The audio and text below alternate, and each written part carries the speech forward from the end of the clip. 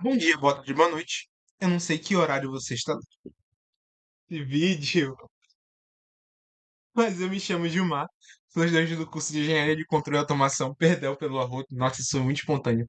Mas essa é a enésima vez que eu tento gravar esse vídeo, então vai ficar com arroto mesmo. Ah, bom, o objetivo dessa pequena introdução é explicar para você como funciona o nosso projeto de extensão, que vai abordar o tópico Estruturas de Controle em Linguagem C.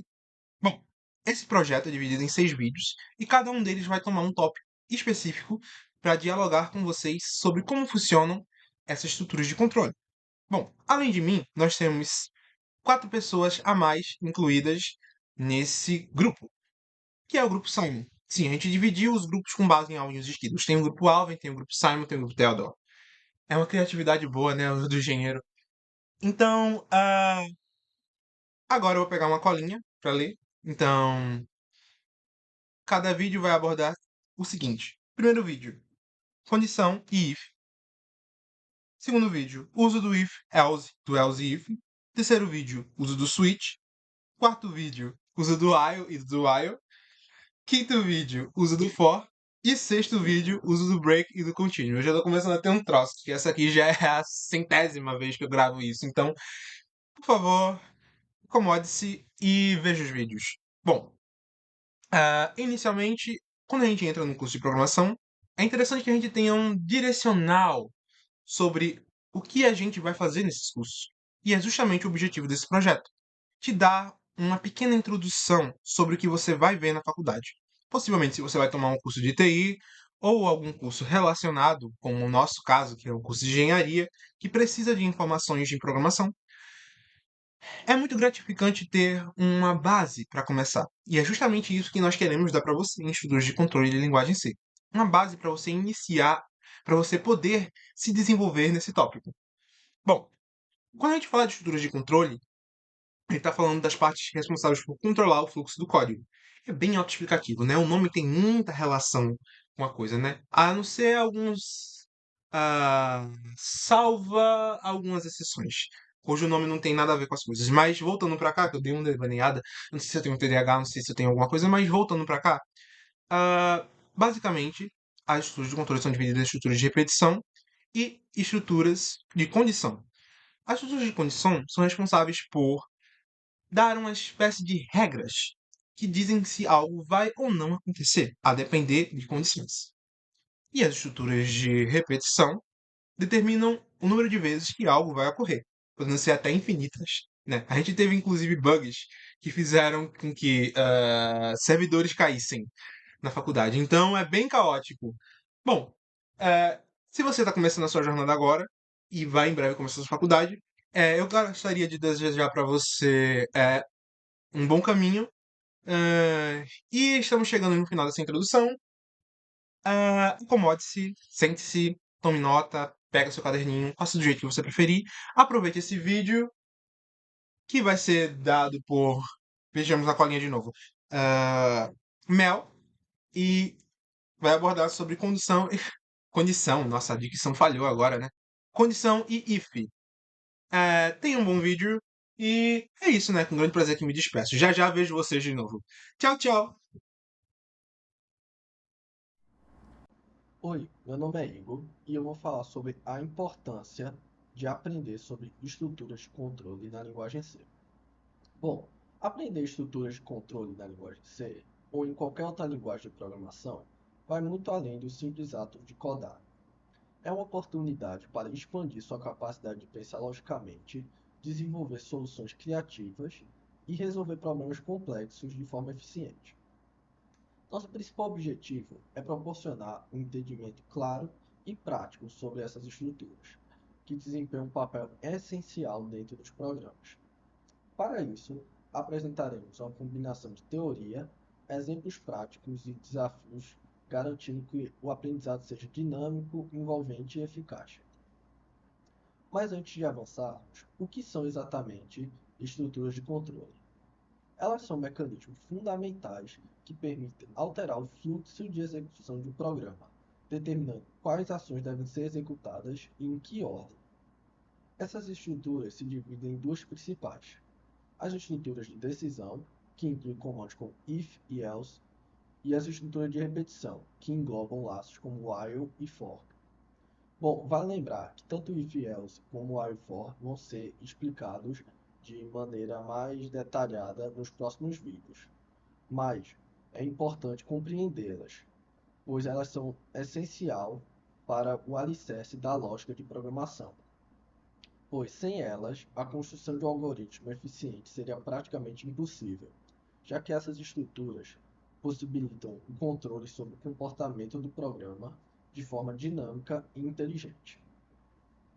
Ao dominar estruturas como condicionais e laços de repetição, você não apenas entenderá o funcionamento interno dos programas, mas também estará preparado para lidar com desafios avançados de programação no futuro. Além disso, a lógica por trás dessas estruturas tem aplicação universal, facilitando a adaptação a outras linguagens e tecnologia. Esse conhecimento não apenas ficará restrito à linguagem C, ele acompanhará você ao longo de toda sua jornada no mundo de programação, tornando a transição para outras línguas muito mais natural. Esse aprendizado também prepara você para o mercado de trabalho, onde profissionais que dominam o controle de fluxo se destacam pela habilidade de criar programas otimizados, detectar bugs com eficiência e escrever um código limpo e funcional. Essas competências são altamente valorizadas em áreas como desenvolvimento de software, automação industrial, inteligência artificial, engenharia de sistema e até mesmo em campos emergentes, como a robótica e o desenvolvimento de soluções para a internet das coisas. Vale ressaltar que praticar estruturas de controle vai além do simples ato de repetir exercícios mecânicos e decorativos. O objetivo principal é desenvolver uma mentalidade estratégica e analítica, capaz de enfrentar problemas com clareza e eficiência. Cada desafio enfrentado, seja a otimização de um algoritmo, a melhoria de um código ou a resolução de um problema lógico, contribui diretamente para fortalecer sua capacidade de pensar de forma orientada à solução. Essa mentalidade orientada à resolução de um problema é uma habilidade valiosa que ultrapassa os limites da programação e pode ser aplicada em praticamente qualquer área profissional, ajudando você a tomar decisões mais assertivas e lidar melhor com situações complexas. Por fim, compreender profundamente o funcionamento de estruturas de controle transforma você de um simples usuário passivo de tecnologia em um criador ativo e autônomo, com capacidade de desenvolver sistemas, criar funcionalidades e, quem sabe, inovar e impactar o mundo à sua volta. Aprender essas estruturas é construir uma base robusta e versátil, que ampliará suas possibilidades, tanto no universo da programação, quanto em sua capacidade de pensar, solucionar problemas e criar oportunidades de diversos aspectos da vida. Bem-vindo ao vídeo, me chamo Giovana Mel, sou aluna da Universidade de Pernambuco e irei apresentar sobre o projeto de extensão da cadeira de Programação 2, ministrada pelo professor Ruben. Bom, nosso principal objetivo é proporcionar um entendimento claro e prático sobre as estruturas de controle em linguagem C. Elas desempenham um papel essencial na tomada de decisão e na repetição de comandos dentro dos programas. Para isso, apresentaremos uma combinação de teoria, exemplos práticos e desafios, garantindo que o aprendizado seja dinâmico e eficaz. Mas antes, precisamos deixar claro o que são estruturas de controle. As estruturas de controle são mecanismos que permitem alterar o fluxo de execução de um programa. Elas são divididas em duas categorias principais: estrutura de decisão e estrutura de repetição. Mas nesse vídeo falaremos da decisão condicional, começando pelo if. Bom, o if, como explicado anteriormente, é uma decisão ou estrutura condicional em linguagem C. Ele permite que você execute partes específicas do código apenas se uma condição for verdadeira. Pense nele como uma pergunta que o programa faz: essa condição é verdadeira? Se sim, faça isso. Caso contrário, ele simplesmente ignora o bloco de código associado Para entender melhor um exemplo na vida real, imagina que querem verificar se o aluno passou de ano. A condição é que a nota desse aluno seja maior ou igual a 60. Nesse caso, o aluno teria tirado a nota 75, e como 75 é maior que 60, então ele passaria de ano, ou seja, a condição é verdadeira. Em relação à estrutura do if, que parece bem complicada, porém é bem simples, aqui está como ela é escrita. Bom, a palavra-chave if indica que estamos criando uma estrutura condicional. Entre parênteses, colocamos a condição que será desejada. Essa condição deve resultar em verdadeiro ou falso.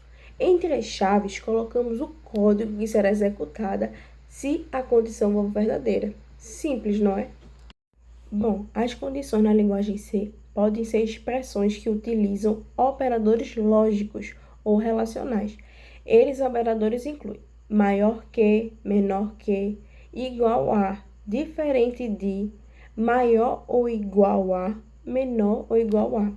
Por exemplo, uma condição como x maior que 10. Verifica-se o valor de x é maior que 10 se a condição é verdadeira, caso contrário é falsa. Lembre-se, o if só executa o código se a condição for verdadeira. Bom, uma grande questão, o papel das chaves na condição if.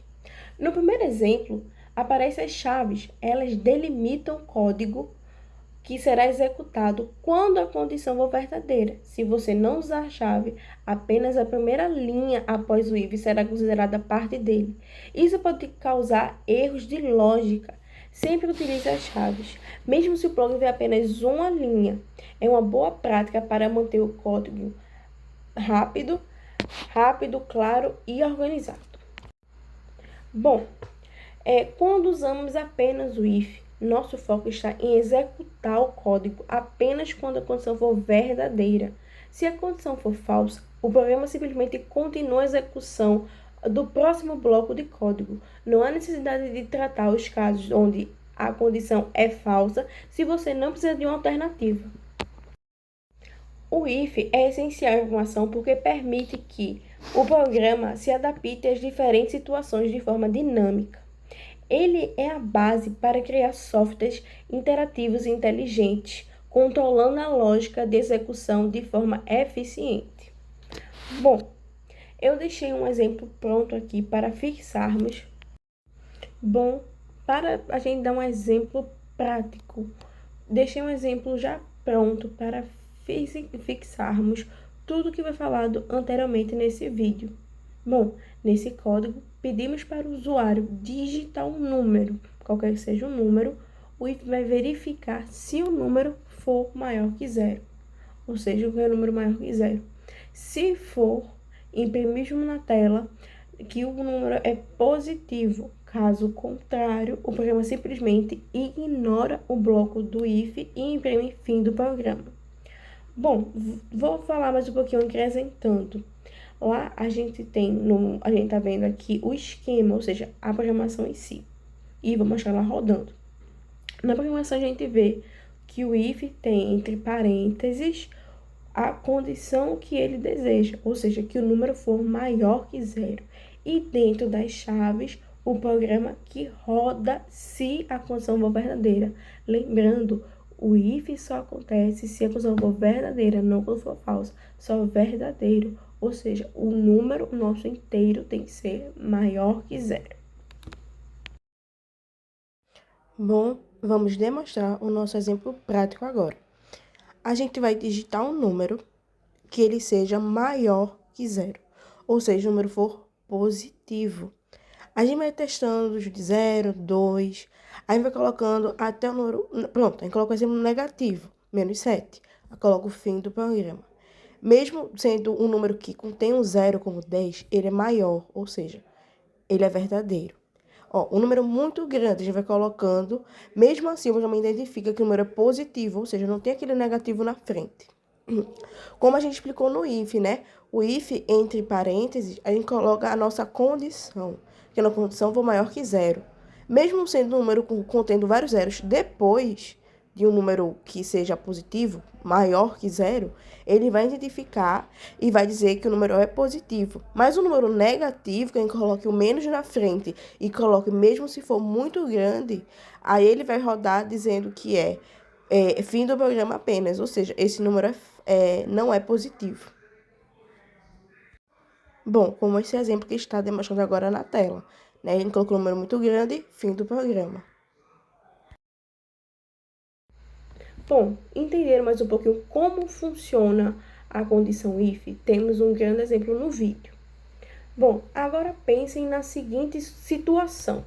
E se quisermos exibir uma mensagem diferente para quem não passou naquele ano da prova dos 60 ou não é um número positivo? O if dá conta disso sozinho? Bom, vamos ver no próximo vídeo. E aí, deu para entender como o if funciona na linguagem C? No próximo vídeo vamos aprofundar o if e else. Obrigada por assistir e até a próxima.